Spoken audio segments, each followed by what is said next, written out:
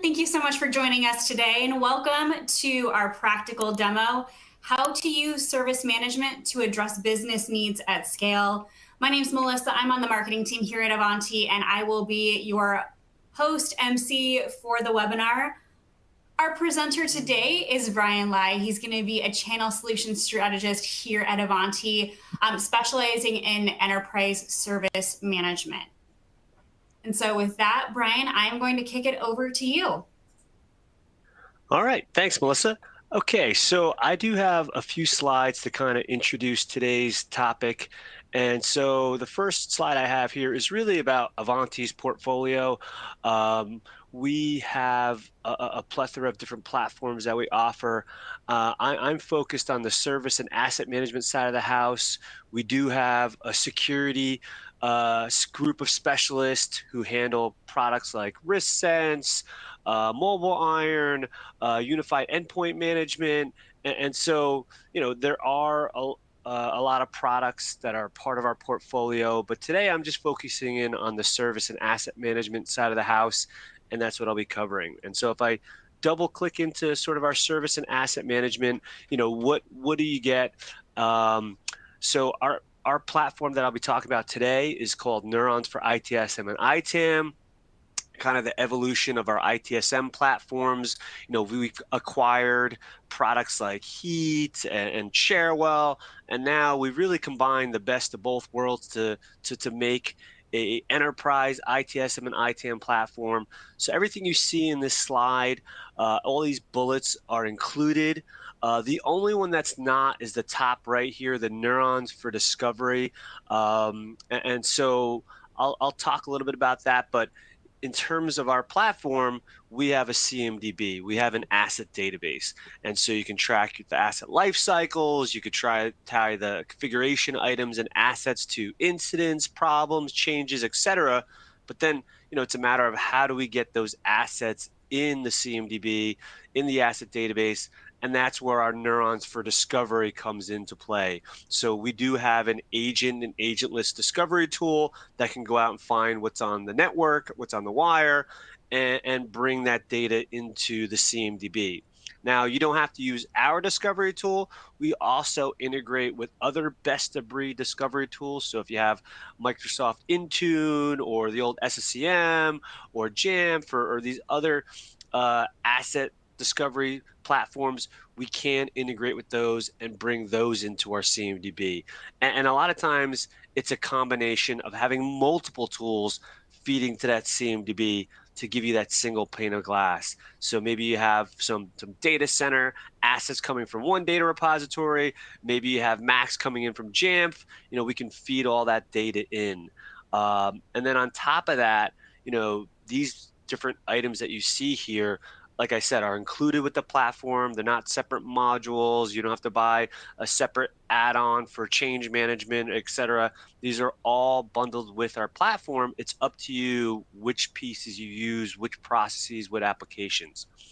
And so continuing on that theme, you know, what are some of the key functionalities? So our platform is 100% web-based. We offer it on you know, either on-premise or in our cloud environment. All of the workflow and configuration is done through a codeless architecture. So being able to make changes without writing code, you don't need JavaScripters or anything like that. They're all sort of drag and drop, Visio type diagrams for the workflow editor. And so we want to give you guys the power control to make changes when you want to, configure it to your needs and your requirements, and not have to rely on developers or partners or outside external resources to have to do that for you. Continuing on, you know, in terms of our platform, you know, most of our customers start with IT, become successful with IT, but we also have other areas where we excel in. So in terms of other areas of your business, you know, we could be used for HR, we could use for facility, security operations, or project management. And these are just other areas where you have the ability to create a separate area for them to track their work. So HR could track the questions they get about benefits, 401k, etc.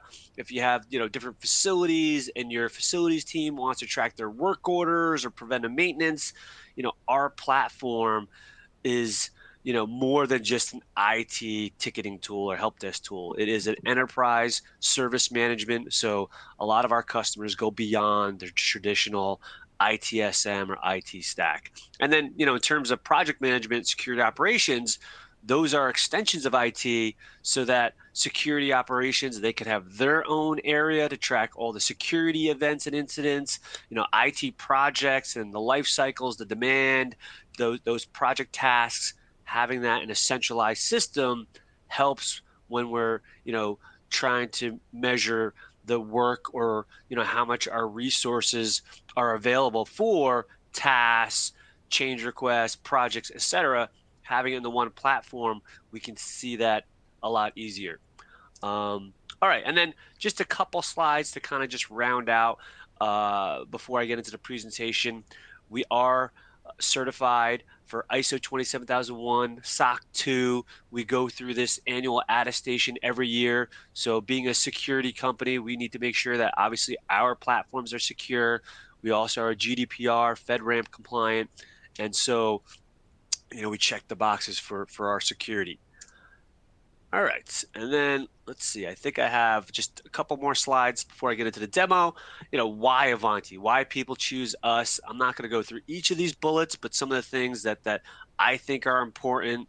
We are a leader in the Magic Quadrant. We're also a leader in Forrester and other industry analysts, so that we have a proven platform. We've been doing this for a long time. We have a lot of experience, and we do it well. The other pieces that I mentioned earlier about the configuration, having a no-code platform to configure things makes it easy not only to use as a end user or technician, but for your administrators. And we can create delegated admins so that it's a team effort. Doesn't have to always fall under one or two system admins, and things start to bottleneck. We can really start to branch out, especially if we use it for the other lines of business. We could have other folks be, sort of pseudo admins. You have certain gatekeepers and certain, not too many cooks in the kitchen, but we want to make sure that, you guys can configure the platform to your needs and not have to rely on other people. And then I think the last thing I'll kind of mention here is our licensing structure. I think for us, we're not nickel and diming like I showed earlier in the PowerPoint. We give you all of these different applications as part of the platform. And then we don't charge for end users using the self-service. We don't charge for approvers. We just charge for the fulfillers who are getting assigned those tasks, getting assigned those tickets, and managing, the workload.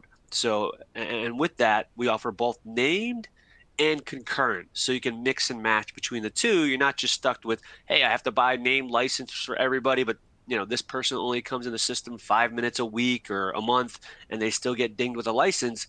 We can have them share from a concurrent pool of licenses. And the people who live in the system, well, yeah, we'll let them have a name license because, they're always in and out of the system and need that license. All right, I think that pretty much covers, some of the major reasons why people choose Ivanti. And so let's get into a live demo. All right, so I'm going to share my screen, and I'm going to stop my camera just so that I save some bandwidth, and I'm going to share out my screen.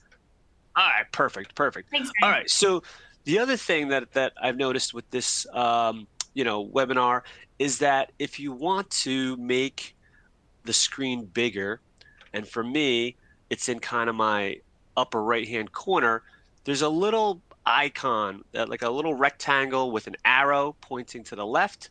I'm going to click on that so it takes over the majority of my screen. And so you can kind of move different panes around. So I'm not going to be using the PowerPoint slide for right now. We're going to get into the live demonstration of the software. So just one of the things that, I think they can see it. Okay, cool. All right, great. Thanks, Kendall. All right, so I just wanted to make sure you guys get full view of my screen. And so the first thing I'm going to do is start this off as an end user. Here's the self-service portal where a user can come in, submit a ticket, submit a question, maybe check on the status of something. And there are different skins that are also a part of this. So here, if I flip over to my different screens, I could have a search first approach, and I can just have a simple search bar.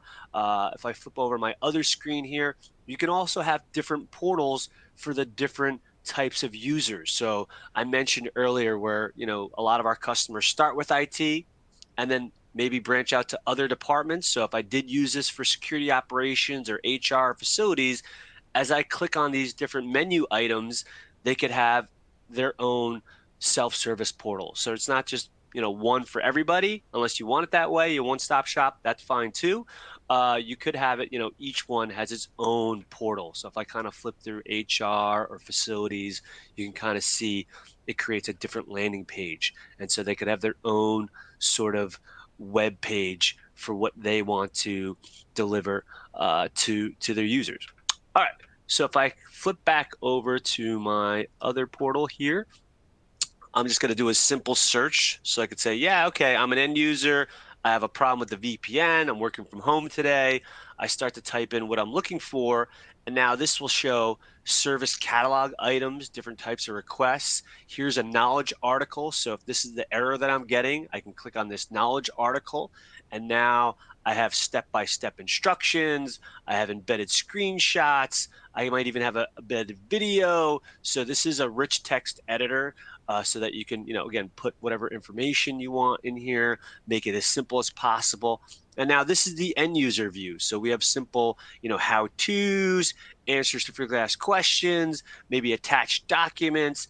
And at the bottom, a user can rate this article. They want to maybe mark it off as helpful. If they want to add comments and provide feedback, there's reporting of the knowledge base, who's using it, how often, how useful it is. And like I said earlier, this is the end user interface. So we want to keep it simple. We don't want to overcomplicate things. We don't want to have additional, problems for the end users. And if I kind of peel back the knowledge base, you could also have different landing screens. Maybe I want the top 20 articles to be my first initial page for the knowledge base. Or we have, a categorization built for the knowledge base. So if I am using this for IT and HR and facilities, I might have different areas of the knowledge base to, outline all of that information in one place. Or we even have the ability to classify or categorize these knowledge articles. So if I do want all of my answers to frequently asked questions in a single bucket, I could put them in the Q&A bucket, and maybe all of my documentation in another area, and so on. So you guys can, again, make it easier to find things, filter things that are in the knowledge base. Now, even if I didn't be proactive and I just clicked on, let's say, the big red button, hey, I just want to submit a ticket, make it as quick and easy as possible, I could just have a very generic form. And they can type in, yeah, I have a VPN issue. I start typing that in. And as I do that, it automatically suggests items on the right-hand side so that even if they weren't proactive in searching the knowledge base, we can still steer them down that path. So now I have an answers to a frequently asked question. Here's that knowledge article. If I click on it, I can see the article that I just showed you guys with the screenshot and video, and I can go ahead again, have the user be presented with a knowledge article based on what they're submitting a ticket on. So there is some intelligence. We do have some AI, some auto classification that we can do based on how we process incoming tickets or requests. Now, most people probably take away urgency right away from their users because everything's going to be high or urgent.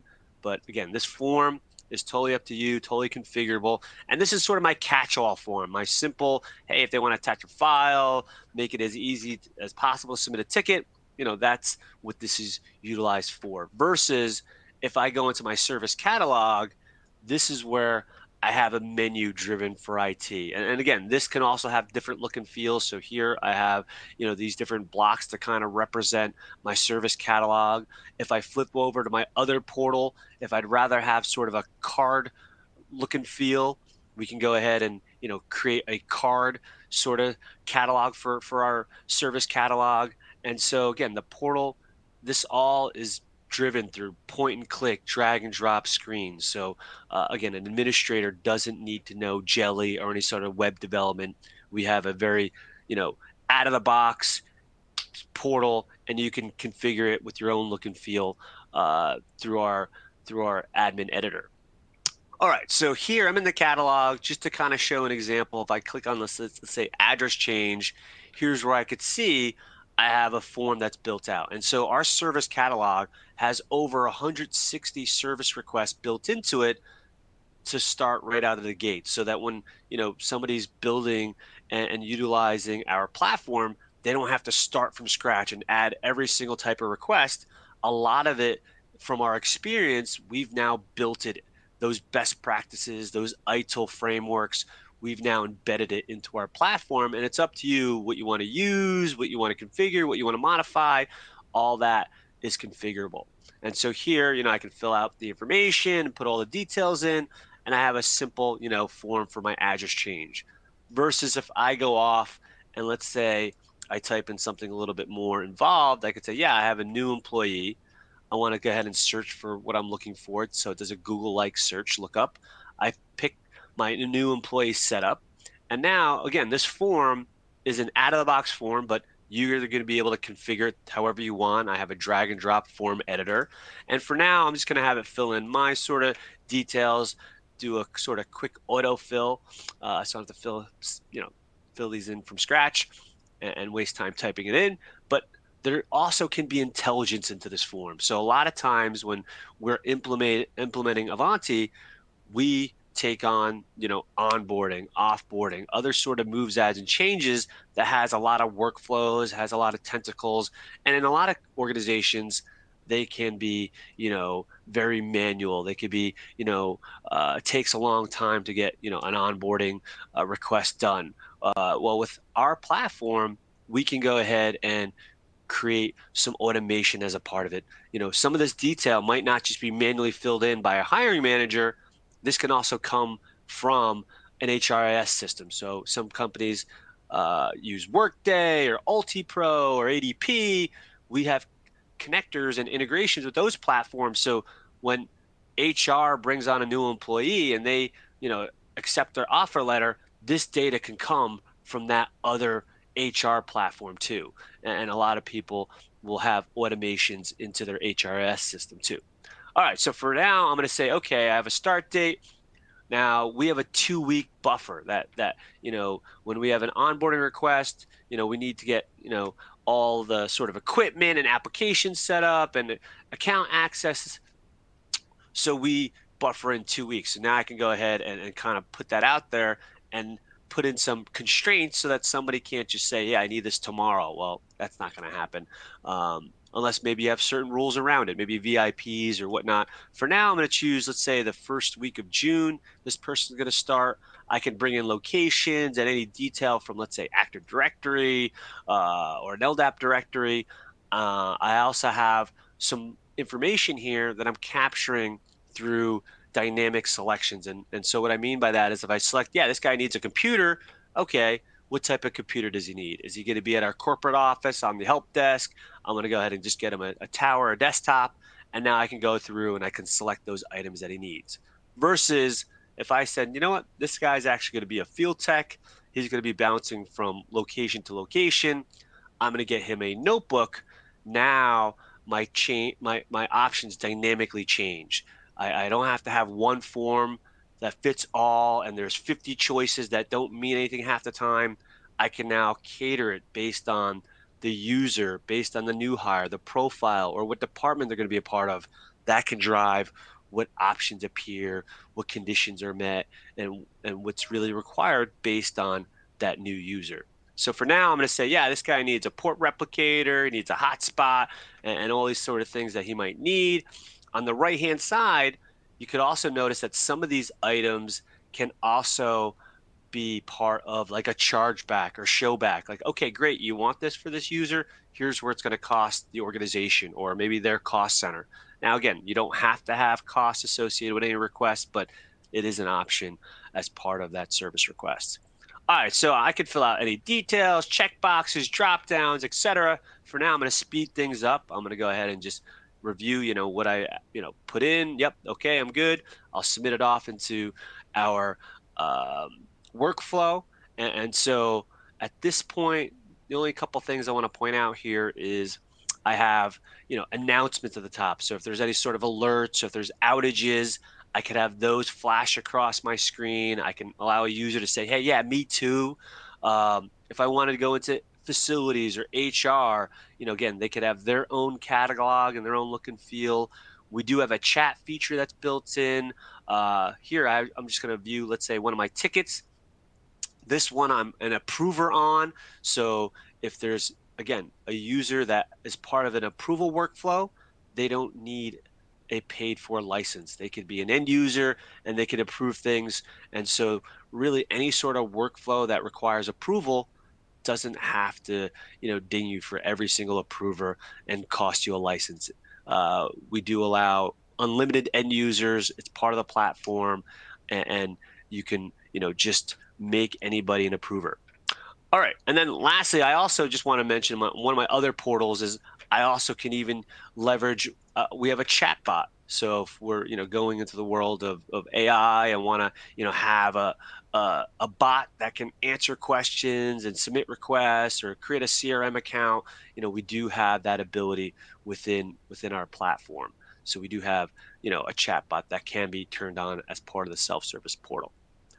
All right, I think at this point, I'm going to now change gears. So I'm going to close out this window and I'm going to flip over to where I'm logged in as an analyst and now kind of, wrap the rest of the presentation as an analyst, as an administrator, so you can see that side of the house. And here I do have a couple different views and things that are open and available to me. So I have my dashboards and I can flip through the different dashboards. These are built in out of the box. So depending on how you're using the platform, I'll kind of flip through some examples here just so you can kind of see, if I was maybe managing contracts and I want to see all my contracts, who are my vendors, which ones are up for renewal, maybe have reminders 30, 60, 90 days out. Can do contract management, or maybe I manage assets across the organization. So I want to see all of my assets. And if I drill down into a certain location, I can see, okay, yeah, maybe in Chicago, how many users do I have? How many desktops? How many laptops? And all the infrastructure that is in that location. I can easily go from these dashboards and drill down into the data behind it. If I kind of flip through some other examples here, maybe I'm going to my change management meeting and maybe I'm on the CAB, the change advisory board, and I want to see all the pending approvals. Maybe we log in the meeting, and instead of getting a printout that morning or an email with all the changes that we're going to go over, let's just log right in and get a show of hands and kind of go through the yays and nays of why we should go through a change and the impact of those changes. Other examples, and I'll kind of come back to reporting and talk more about it, because again, a lot of these systems, they can capture the data, but how do they give it back to you in meaningful ways and KPIs and allow you to kind of mature and move the needle. And then the last two here, we do have built-in surveys, so we can send out random surveys, or every 10th chance that tickets close, I want to send out a survey. They can fill out those details, and then we can have scores and analyze our service and what our customers think of our service, and kind of gauge improvements off of that. And then lastly, I might be a manager, part of a team. I want to see all of my team stuff. So I can now view, all the tickets to the team, how many are unassigned to the team, and kind of work off of those views. All right, I'll come back to dashboard reporting in a little bit. But let's dig into that service request. So if I go back and I look into my service request, and again, this is all role-based. So depending on who you are, whether you see incidents, problems, changes, etc., it's all based on your role. And so here, this new employee setup that I submitted from the portal, I can come in here, I can see the details. Here's all those things I've checked off. And the first thing I might want to take a look at is my workflow. Okay, what's going to happen in this onboarding request? And so I can click on my workflow. I can see this one has been initiated. Let's drill down into it. So now anybody who's an analyst or fulfiller can have the ability to see, what's coming down the pipe, what tasks are going to be added. And so now I have this visual, this sort of Visio diagram of where we are. The red line shows we've started. We're now into this management approval phase. Okay. So if I go back into my request, I might want to look at my approval and I could see, okay, it's this management approval. Maybe I want to go a little bit further. Who are the approvers? Who am I waiting on? Okay, I could see Brian's an approver, Bryce, Fred, etc. And maybe I want to go one step further. Maybe, one of the guys, Fred, said, hey, I didn't get an email for an approval. Well, let me actually look down and drill down. So now I can actually click in and see, here's my approval that went out. All the inbound and outbound emails that are tracked within our system, we will log it into our platform. And now I could see, okay, yeah, I have a user, he got this email, dear such and such. They can click a link to view it. So in that self-service portal that I started off in, they can view it there and approve it.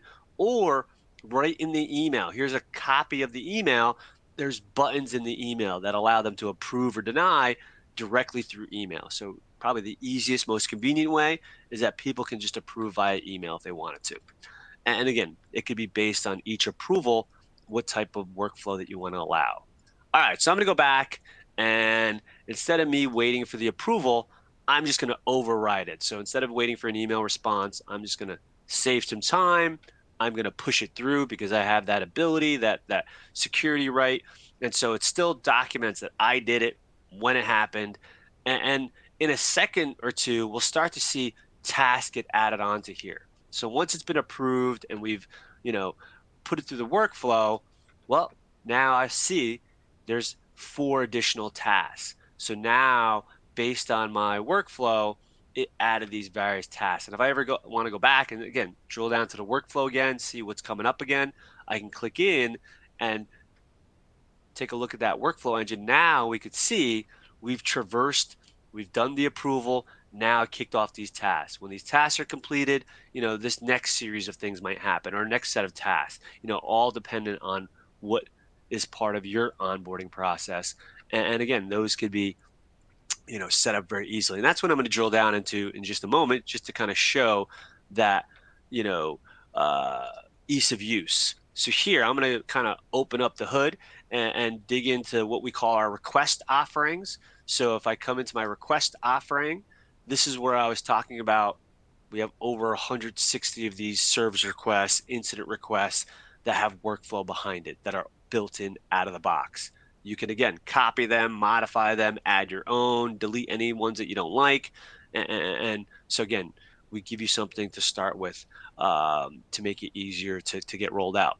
But if I expand this to 100 in my list, and bear with me as I scroll through here, but if I get down to, let's say, my new employee setup, if I click into here is where I have my options. I can have this show up in different categories, so it doesn't have to be one way to get there, and it might be hard to find. No, we could put it wherever we want. Maybe we want to show this under HR, under IT, under facilities, under any sort of categorization where employee administration or new employee would be relevant. Here's that 2-week buffer, so I can modify that or utilize that. If I want cost, I can choose to have that or just hide the prices if I wanted to. And then the next step is the form itself. So when I opened up my service catalog and opened up that new employee setup form, this is what we saw. And maybe I want to change the layout. Maybe I'd rather 2 columns or 3 columns, whatever makes sense for you and what you would want, you can select that. And I can, drag and drop things. This is drag and drop form editor. On the right-hand side, if I want to add a drop-down field or some other field, checkbox field, I can just drag it over, put it wherever I want. So maybe I noticed, I'm missing a field here. I want to add cost center to my form. I'm going to go ahead and add that in. If I want to edit it and I want to make some other sort of restrictions, do I want this to be mandatory? Do I want it to be visible to everybody? Do I want some help when you hover over it? Things of that nature. I can pick and choose, and it's yes, no, or I could have a simple, Boolean expression to determine when I want this to be mandatory, maybe only under certain conditions. I'm going to say yes. I'm going to save these changes. All right. The next step is that workflow that you just saw, but from the ticket or from the service request, it was just sort of a read only. Now, being that I have admin rights, I can now modify my workflow. And so maybe, as a part of this on my left-hand side, I want to take a task and add it in onto my form. And I can kind of, zoom in and out here. Oops, I want to go back and go into my editor. I can go ahead and now take this task. I could say, yeah, okay, when we complete this particular operational task, we're going to fire off this task. So I can drag and drop to put what I want into my workflow, maybe into my management approval. I'll just kind of dig in here for a moment just to show you. I could go ahead and choose a group. I can choose an individual. I could even have where we're looking at certain properties of the user, meaning like maybe I want the manager for that user to be the approver. If I'm maybe pulling that in from Active Directory and who they report to, I could actually dynamically have a rule not to a specific person, but actually looking at who that person reports to. And then if it is multiple approvers, do I need the majority rules? Do I need the first, two people or a certain percentage? You can choose what type of criteria has to be met in order for this approval to be satisfied. Or if I need to, have somebody disapprove, it might just be one person that says no to it. All right, and then if I come in here, on the left-hand side, there's other options. So if I want to talk to another program, run a web service, I have those options available to me. And here, if I just bring up this automation one, this is where, we even talk about creating connections to other platforms. So I talked about this earlier where, HR might initiate it and we take the information from Workday or UltiPro and have that feed us that data. But once we get this onboarding request, maybe we want it to talk to Active Directory, add this user to AD instead of having to have somebody manually create that. We can automate that process, add them to certain OUs or security groups within Active Directory.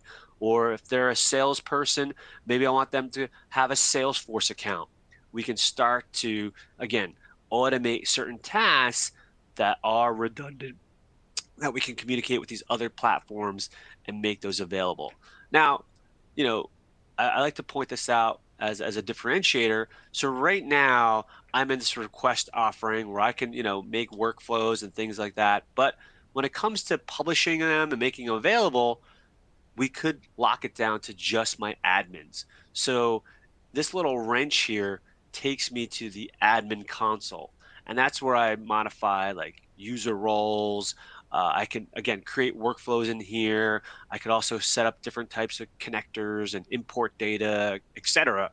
Well, I don't need to be a full-blown admin where I'm in this screen in order to manipulate or modify or configure what's in my service catalog. And so that's, important because a lot of times, after your initial implementation, what changes the most is going to be your catalog. Is that, hey, we get new applications, we upgraded this, we have new versions of that. And so the catalog is this, constantly changing and evolving menu because, what we need to support for IT or the departments changes quite a bit. You can have delegated admins that can modify the catalog, can help build out those forms, can, maybe help build some of those workflows. We still have the gatekeepers as administrators, but now we've opened it up so that other people can be part of what's in the catalog. Hey, HR, you want to be able to use this platform? Great. You can have your own request that you guys can build in your own forms, and we'll just manage, what's published and what's available and, go through that sort of testing. And so it makes it, again, where we're giving you those controls, that power, where some other platforms, it really creates a bottleneck. All right, let's move on. All right, so I have, let's see, about 20 minutes. Let's go another 15 minutes, and then we'll do some Q&A. So what are the other things? So a couple things that I'll point out. One is if I just create an incident. Now I won't spend too much time on this because creating an incident should be a no-brainer for a platform like us. I could have templates for all the sort of common things. So if somebody was having this sort of issue of, hey, they can't connect to the VPN, I already have a template. I can have it pre-populated, fill in all the details, my categorization, etc. Versus if I clicked on a new incident, so let's say I'm not going to save these changes. Somebody's calling, maybe on the help desk. I'm opening up a new incident. I say, okay, who's calling? John? Okay, I start to fill in some of the details. It will search my directory so I could see John's by last name, first name. Oh, okay, John Allard. Yep. Populate my user. I start to type in, yeah, he has a VPN issue. I could have used the template, but let's just say type it in. Now, the same idea here is that as I put in this summary, on the right-hand side, it will automatically start to suggest knowledge articles. So again, to the help desk, service desk person, the front lines, they now have this repository of these how-tos and answers that they can, plug in and send it to the user and have that knowledge base for all that sort of information. But not only do they have access to knowledge base, but if I kind of collapse this, now I can see ongoing major problems. And I use VPN a lot, so I have a lot of sort of VPN issues going on. But this is where I could see, okay, yeah, we already have a problem that we know about. Let's add it to that existing problem. Or I might want to do some fact finding, and instead of having to be proactive, right from my incident form, I could see, here are other resolved incidents. So maybe Melissa worked on something earlier today. I'm going to see what she did, not have to reinvent the wheel or recreate everything. I'll do the same troubleshooting steps as her. Or maybe I just want to see, what's happened in the past 2 days or today. Is this an outage? Are other people affected? Are there other calls in the queue? I might want to see that and can filter it very easily.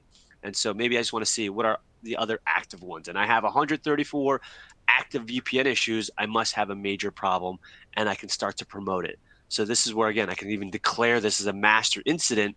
If I mark this off as a high impact, high urgency, now it was grayed out a moment ago. Now I could actually leverage this and make this a parent-child relationship. I could start to link all the other child incidents to this same master incident. All right, what else here? I'm going to choose some categories here.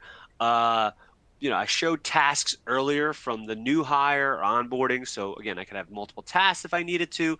We also have the concept of external tasks. So if I did have other third-party, entities that help, maybe use an MSP, or in this case, if I pretended, all right, I got to save this form real quick. All right, I think I filled in all my required fields. Yep, passed that test. All right, so now if I click on this external task, maybe for all of my mobile communications, we standardize with AT&T, or maybe it's Verizon, or it's mobile, T-Mobile, or whoever it is. Now I can select this AT&T vendor, and now this external task is going to go out to them. And maybe it just emails them the ticket. They just respond. They did X, Y, and Z.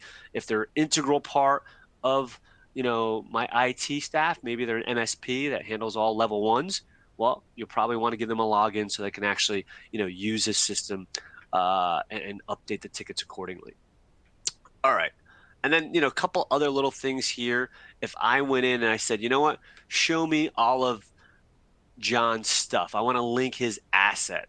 All right. So I click on this little button, link the user's CIs or assets. I could see he's got an iPhone we've issued him. He's got a local printer and his computer. And now I can populate that into the ticket. I can go ahead and link that. And now I have my asset associated with the ticket.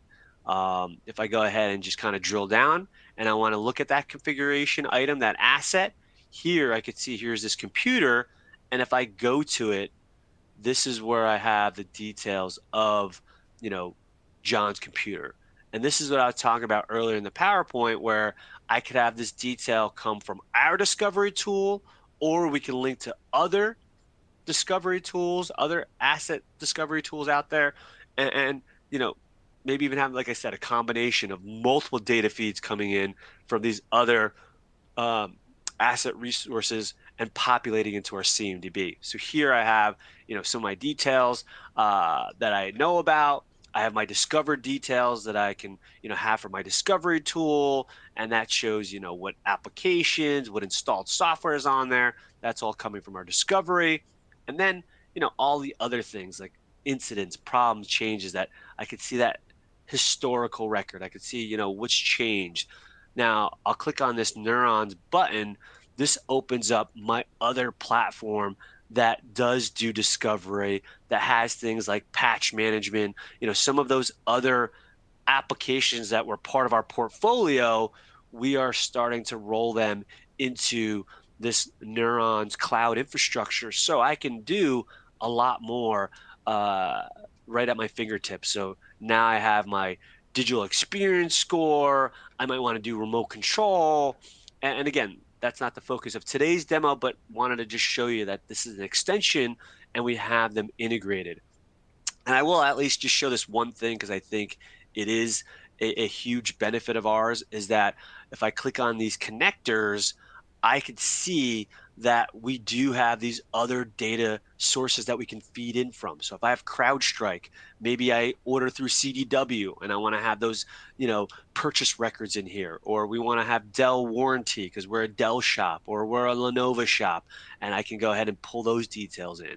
Obviously, all the Ivanti products we have connectors for, but we can go out to Jamf, we can go out to Office 365, even other types of platforms to get like single sign-on information or Intune or vulnerability data, so we can start to see all this information.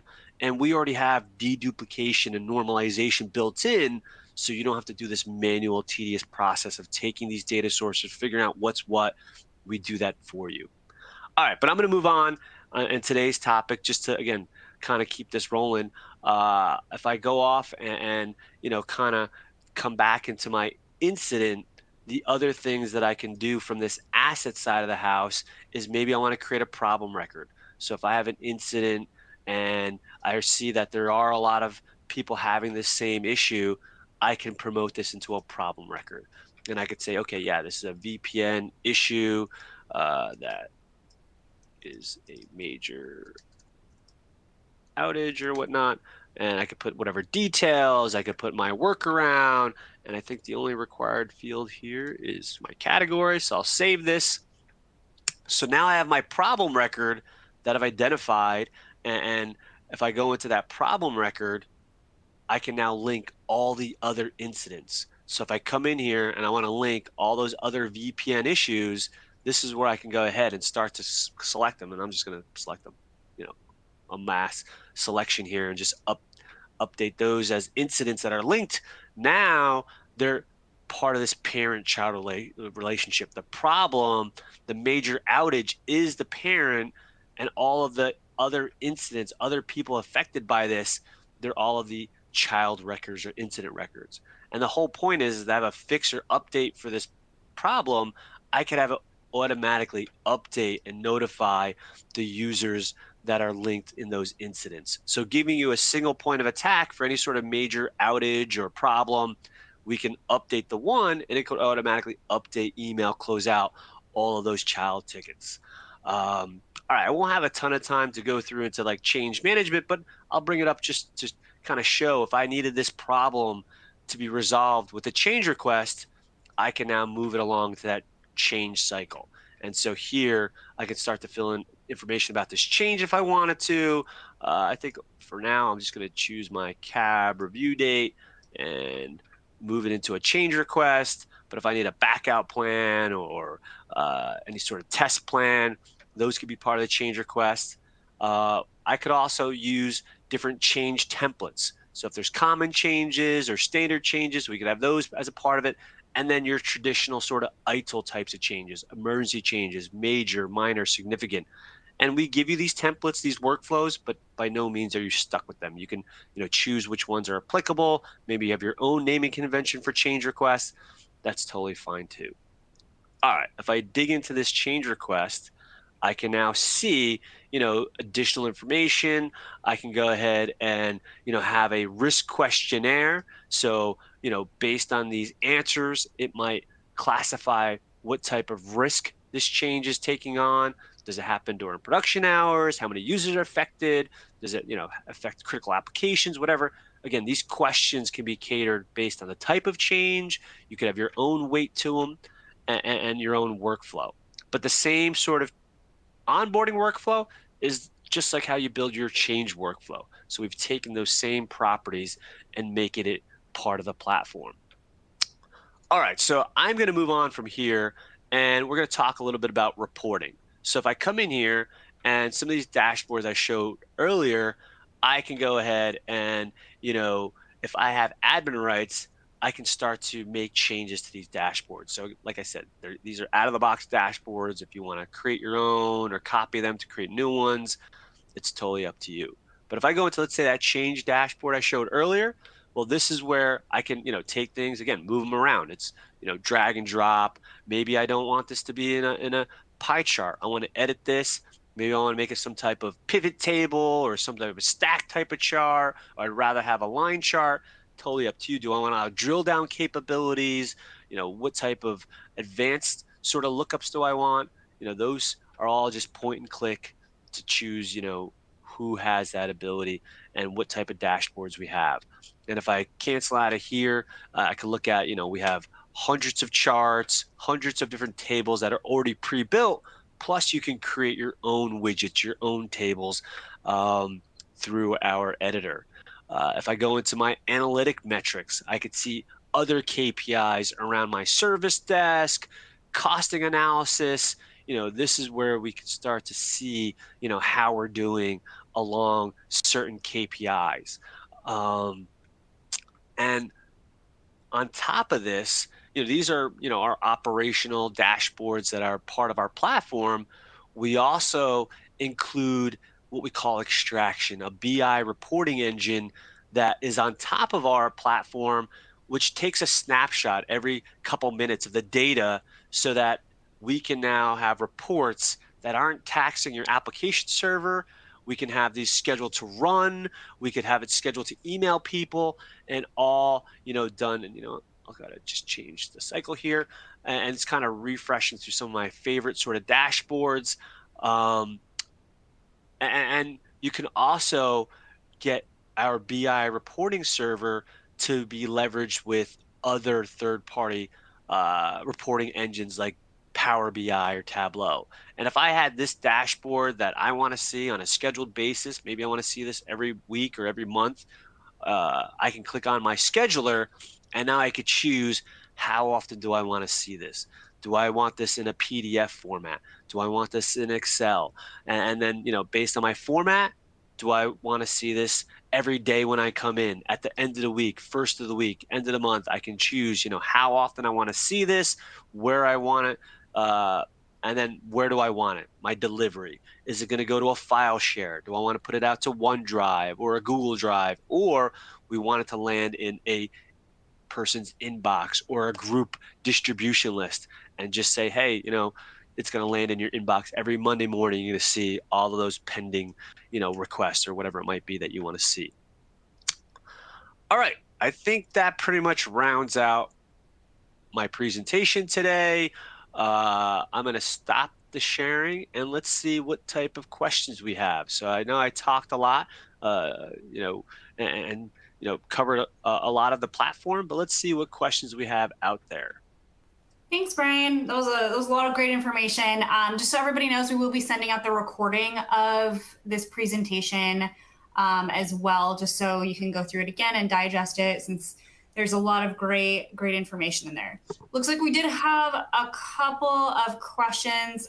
You may have already answered this one, but I'll go ahead and ask it anyway. How is the CMDB populated, and do you integrate with Intune? So 2 questions in one there. Yeah, so the CMDB can be populated from multiple data sources. We have our own discovery tool if you're looking for help to kind of, find what's out there. We do have our own discovery engine, but we also integrate with other best of breed tools out there. So Microsoft Intune, we have a connector for that, so we can bring the data from existing data sources, And as I mentioned earlier, a lot of times it's coming from multiple data sources. Maybe we're taking some data from CrowdStrike, some from Intune, some from, some other data source. We can feed that all into the CMDB. Another question here, how is the product licensed? Yes. So in terms of our Neurons platform, we have a very simple licensing. It is based on what we call the fulfillers. So the technicians or the analysts who are getting assigned tasks or working those tasks or tickets, those are part of our fulfiller or analyst license. And we have both a named and a concurrent, and you can mix and match between the two. And my kind of rule of thumb is usually that your level 1, your service desk, help desks, folks, you probably will want a name license for those people. And then your level 2, your level 3, other folks that help out answering tickets and questions, there'll probably be a pool of those users. And I would probably take a ratio for concurrent licenses. So if there's, let's say, 30 of those folks, usually like a 1-to-3 ratio, and get like 10 concurrent licenses. So you can mix and match to kind of fit, your usage, and don't have to buy licenses, name licenses for everybody. You can have a mix between named and concurrent. There's one more question. We do have a couple more minutes if anybody else has any more questions as well. Can you track security and IT incidents separately? Yes. So in terms of the other sort of lines of business, we do have our enterprise license that offers HR, service management, facilities, work order management, security operations management, GRC, governance, risk and compliance, and project and portfolio management.